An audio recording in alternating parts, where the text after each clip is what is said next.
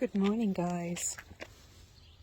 We are just at the very beginning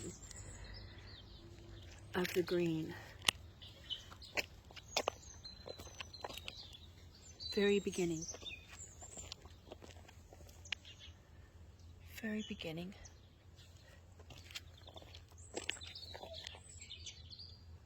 By tomorrow, we should see a pretty strong blush of green. These little guys will grow up so fast. You just won't believe how quickly this will go to green now. So we're about 2 weeks later than we were last year. Yep, that will affect the calendar. Will it be enough to cause us to need another month? Look at, they're just exiting,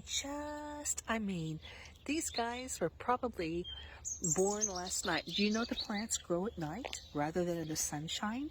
In the sunshine, they load their battery and they grow at night. Photosynthesis is their battery.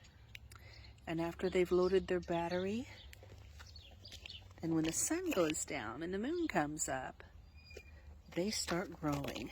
So, we are just on the edge of the green season for the coming biblical calendar.